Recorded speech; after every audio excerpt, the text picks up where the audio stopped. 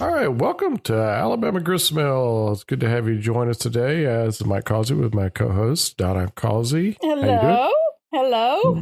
Bringing you history of Alabama. Another good history day. Yeah, another good history story. One more podcast at a time. A podcast at a time, or a story at a time. Yes, one more story and one more podcast at a time. That's how we do it here. But we've got a story today about the roads of Alabama and how, the trails and pathways through the Alabama woods and forest have a big history behind it. Yeah, and some of the highways, some of them that do a lot of curving around, they have a lot more history than you think. But, you might run across some of these roads in the middle of the woods and you think it's a logging trail or something.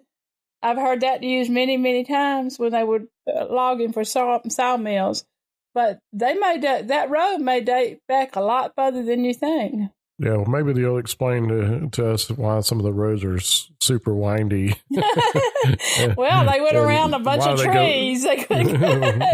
Why they go down a certain path. We have some very curvy roads, but you got to remember, Alabama was very dense and, a big forest of trees, huge trees that they had to clear. So it was real profitable cutting the trees down for a time, but you had to get around them.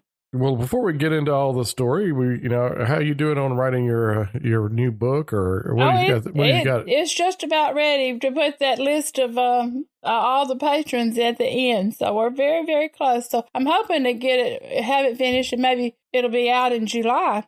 My goal is to get it out by July. So that. We're gonna hold you to that. Oh, I'm gonna try very hard. There's so many things to do. I tell you what, I thought I was retired, but I got busier than ever than before. Now, this is the book that's the compilation of the first or the second compilation of the Alabama Footprints books. Is that right? It's right. It's the last 4 books, 5 through 8, of the Alabama Footprints series.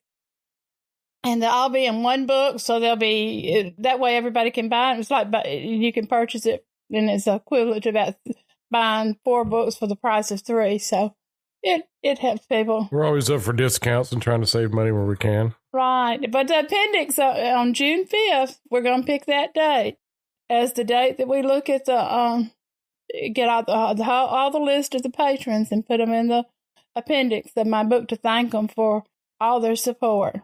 The books are going to be it's the Alabama Footprints books, and you can always buy them one at a time. Yeah, but like you said, it's a discounted if you get the combined volumes.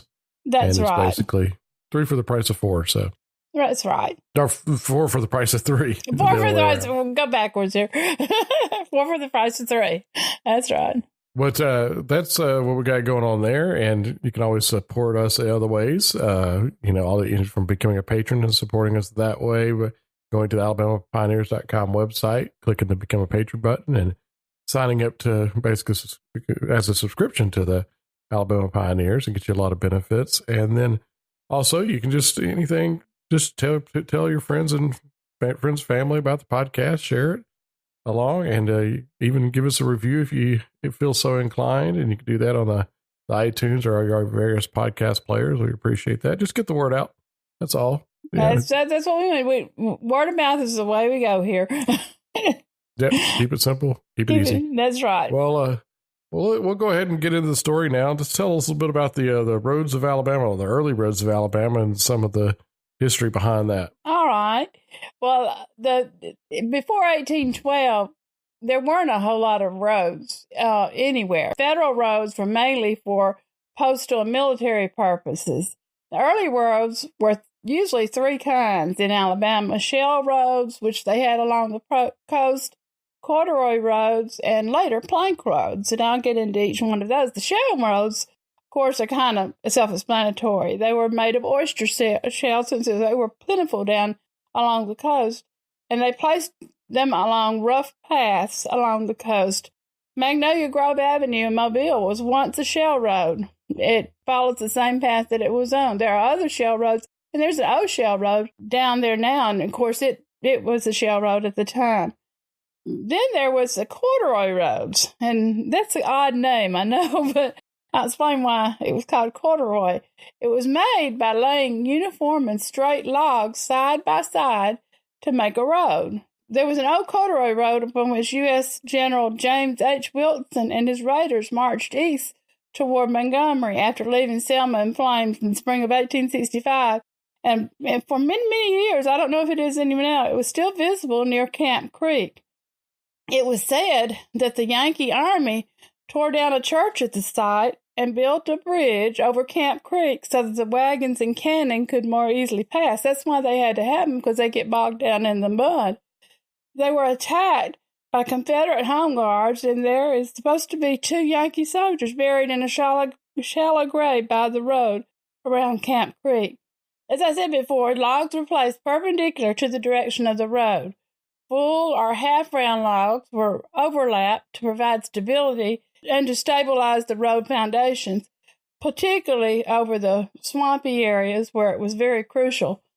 They were called corduroy roads because the roads had a ridged appearance, like corduroy fabric. The practice of building corduroy roads was common in Europe by the 18th century, so it was imported over here, and it was also a common road for construction in America during the post-colonial period.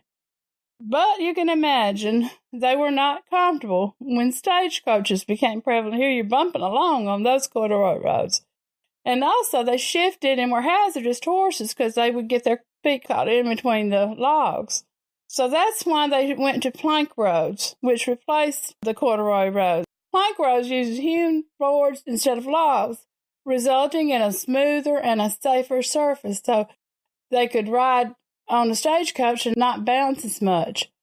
There were several plank roads in Alabama before the advent of the railroad. They were even around when the automobile came along. They were cheap and easy to build and maintain. The wagon roads, surfaced with plank, kept the road open for traffic during the entire year, which otherwise would be impassable during wet weather. Because a dirt road kind of gets wet, slick, and you can bog down in it easy. The first plank roads in this country were built in the state of New York in 1846 in Syracuse to transport salt and other goods, because they had to get it from city to city and had to come up with a solution. The first plank road company in Alabama chartered was the Canebrake Plank Road Company, which projected a road from Demopolis to Uniontown and was incorporated by the legislature March 4th, 1848. The road consisted of parallel rows of squared oak sleepers covered with timbers that were 8 feet long and 3 inches thick. More companies quickly followed, and between 1849 and 1850, there were actually 24 separate companies that were chartered in building plank roads. Several plank roads were built and used as tow roads. Some of the most popular was the Montgomery South Plank Road, which went 17 miles between Montgomery and Steep Creek in Lowndes County. And another one was the Central Plank Road, which went between Montgomery and Gunnersville via Wetumpka and Talladega. And about 60 miles north of Wetumpka, it was put into service. Then there was one from Tuscaloosa and Greensboro Plank Road, all of which was completed and used for several years. You can imagine driving the cars on these small little planks that are going down. A lot of people remember them because they were around for a while and kept in some of the wooded areas. Daniel Pratt built a plank road to provide transportation to his Pratt cotton gin factory to Washington on the Alabama River. It was only 4 miles long and cost between $8,000 and $10,000 to build, so it was just kind of expensive during that time, but he felt it was worthwhile. Sawmills were erected along the way to cut the timbers and moved along with the road building, because so you can imagine they had these portable sawmills going on down the plank road as they went. Public welcomed the plank roads at first. They had a large barbecue at Sylacauga for 70 miles from Montgomery at the completion of that plank road. But as you can imagine, enthusiasm for the plank roads began to wane after about 5 years because they began to warp and insects began to get into them, and then there was dry rot in the summer, which repairs got to be kind of expensive over time. Then, and another reason too was the railroads became more prevalent, so you could ride on a railroad and not have to fool with the plank roads.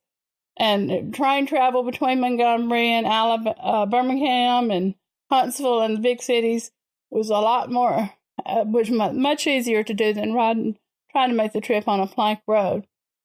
A nonprofit organization is now restoring the Al Gerald Powers Plank Road Station Masonic Lodge for the purpose of a community center, an educational outreach facility, art gallery, and a museum. And this is in Winterboro, Alabama.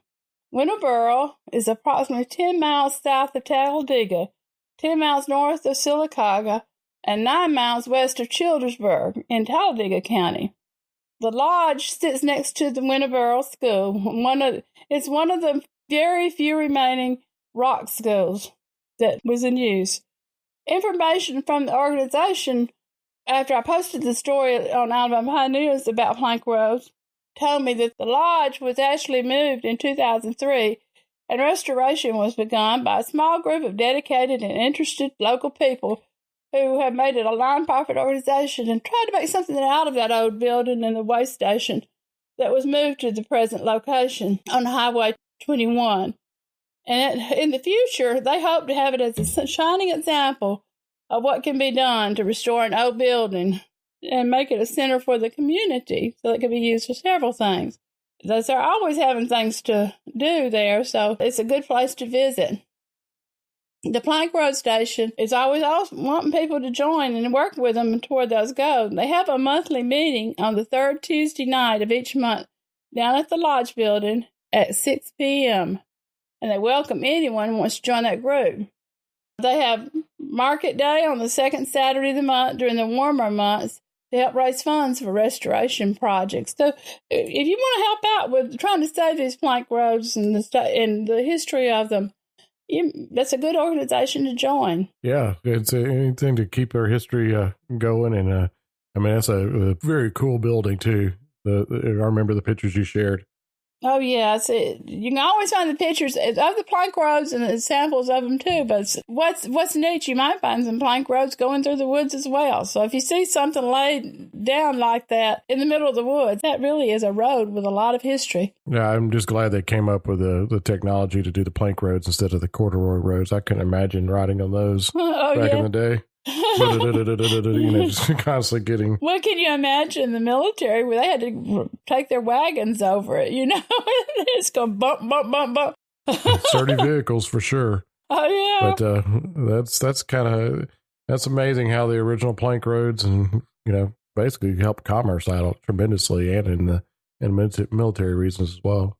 Right. So if you go through the woods and see something like that, though, be sure and check and see if maybe a plank road or a corduroy road was in that area.